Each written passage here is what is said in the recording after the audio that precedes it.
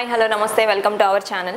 ఎన్నికలు సమీపిస్తున్న వేళ రాష్ట్రంలో అయితే రాజకీయాలు చాలా వేడెక్కుతున్నాయి. ఎందుకంటే సీట్ల కోసం అయితే అసలు ఎవరికి సీట్లు ఇస్తున్నారు, ఎవరికి సీట్లు ఇవ్వట్లేదు, అంటే ఏ పార్టీలో నుండి వస్తే సీట్లు ఇస్తారు, ఏ పార్టీలో నుండి వస్తే సీట్లు ఇవ్వరు, ఇంతకాలం పార్టీ గురించి పనిచేస్తున్న వాళ్ళకి సీట్లు ఇవ్వట్లేదు అని చెప్పి చాలా అసమ్మతి అయితే ఈ కూటమిలో ఉంది. మరి ఇప్పుడు జనసేన నుండి చూసుకున్నట్లయితే పవన్ కళ్యాణ్ గారు ఫస్ట్ నుంచి మహిళలకి మహిళలకి ముందు ప్రాధాన్యత ఇస్తాము అని చెప్పుకొచ్చారు. మరి అలాంటి ఒక వీర మహిళ, జనసేన వీర మహిళ అయితే ఇప్పుడు మనతో ఉన్నారు. ఆవిడ ఏమంటున్నారో చూద్దాం. ఒకటి మహిళకి కేటాయించలేదు 25 సీట్లలో. ఇది ఎంతవరకు న్యాయం? ఇది మహిళలకి ఏ ప్రాధాన్యత ఇస్తున్నారో నాకు అర్థం కావట్లేదు. అదేవిధంగా సెట్టివెల్కి అయితే ఒక్క టికెట్ కూడా లేదు. అంటే మేము ఎప్పుడు కూడా మాట్లాడుతూ ఉన్న పెద్ద ఇది, మాకు యువత కావాలి, ఉడుకు రక్తం కావాలి, వేరే మహిళలు కావాలి అని చెప్పుకునే వ్యక్తి చట్టసభలకు వెళ్ళడానికి మాత్రం యువత సరిపోదు, వేరే మహిళలు సరిపోదు, ఉడుకు రక్తం అక్కర్లేదు ఆయనకి. ఇక్కడ కాకినాడ రూరల్లో ముసలుడికి ఇచ్చారు కదండి, ముఖ్యమంత్రి అని పలకడం కూడా చేత కానీ ఒక దద్దమ్మకి, ఒక సన్నాసికి ఈరోజు కాకినాడ రూరల్.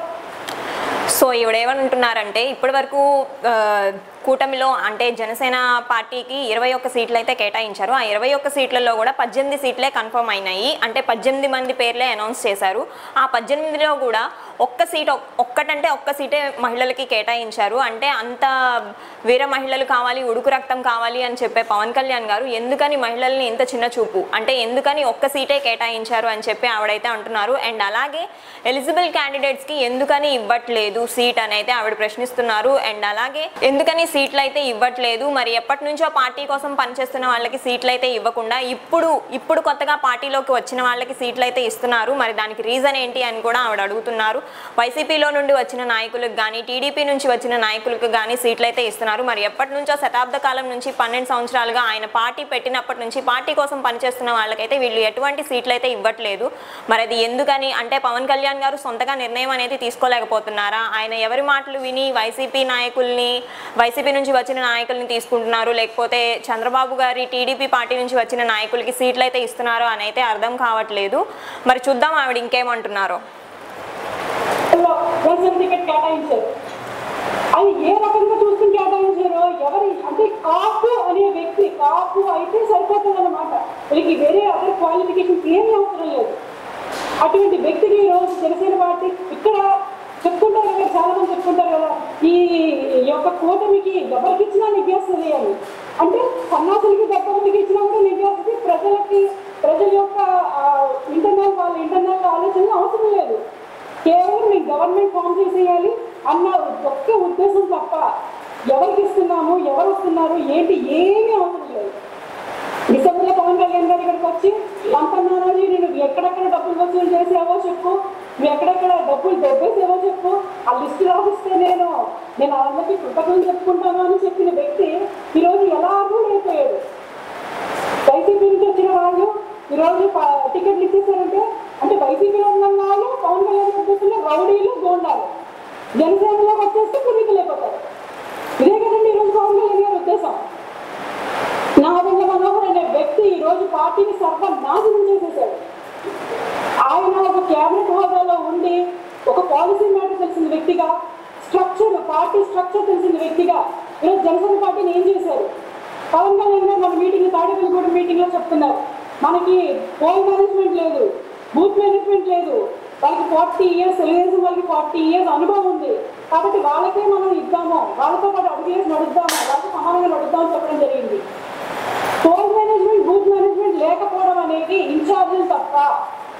ప్రతి నెలకు ఒకసారి ఇక్కడికి వచ్చి క్లబ్లో సో టికెట్ అయితే ఇక్కడ నుంచి నాదెండ్ల మనోహర్ గారికి ఇచ్చాడు. అసలు ఆయన ఏ విధంగా ఎలిజిబుల్ అని అయితే ఈవిడ అడుగుతున్నారు. ఎందుకంటే నాదెండ్ల మనోహర్ గారు ఒక క్యాబినెట్ మినిస్టర్గా ఉండి అసలు ఆయన ఏ విధంగా పార్టీకి న్యాయం చేశారు, అండ్ అలాగే 40 years నుంచి పొలిటికల్ బ్యాక్గ్రౌండ్ ఉన్న చంద్రబాబు నాయుడు గారు ఎలాంటి న్యాయం చేశారు అని చెప్పి అయితే ఈవిడ అడుగుతున్నారు. నాదెండ్ల మనోహర్ అనే వ్యక్తి ఇక్కడికి వచ్చి క్లబ్లో స్పెండ్ చేసి ఒక డే అంతా కూడా ఏదో మీటింగ్లు పెడుతున్నామని చెప్పేసి 3-4 రోజులు ఇక్కడే స్పెండ్ చేసి హోమ్ మేనేజ్మెంట్ కానీ, బూత్ మేనేజ్మెంట్ కానీ చేయకుండా ఏం చేస్తున్నారు?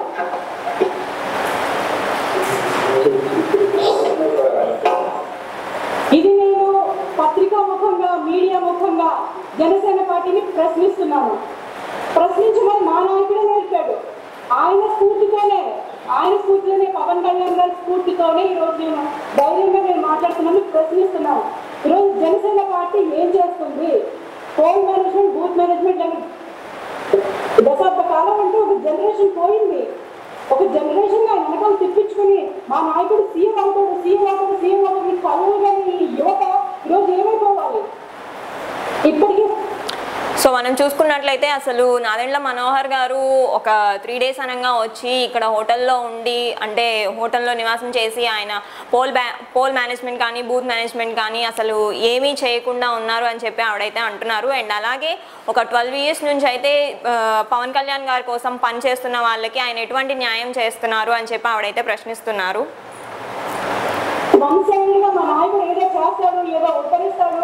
ఈరోజు బీజేపీని టీడీపీని కలిసి కూటమి ప్రభుత్వం ఏర్పడుతుంది, మాకు ఏదో జరుగుతుంది, మాకు ఏదో మంచి జరుగుతుందని కలలు కానీ యువత ఈరోజు ఏమైపోతుంది?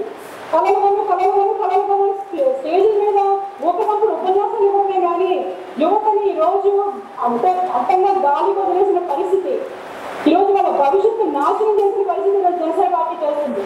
నేను ఈ రోజు అది ఇక్కడితో ఎండ్ అయిపోయాను నేను.